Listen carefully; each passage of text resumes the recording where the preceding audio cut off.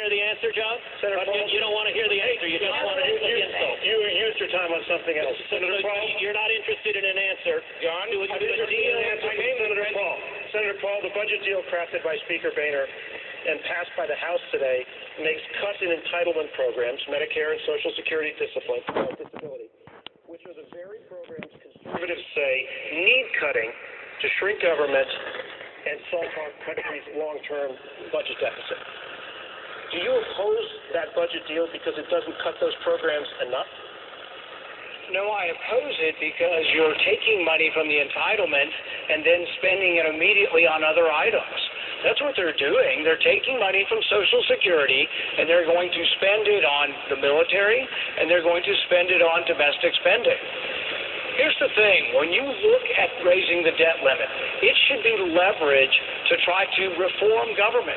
In 2011, the sequester was passed as a reform to slow down the rate of government. Instead, the Washington establishment raised both. We raised military spending, took from entitlements, and raised domestic spending, and the deficit will explode under this.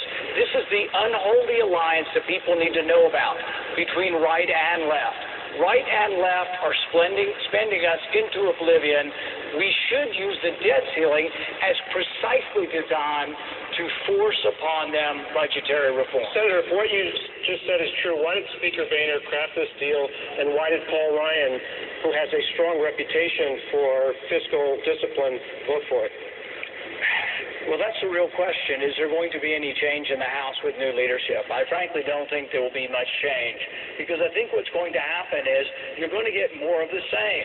People in Washington think they were sent there to be adults and govern and do all this.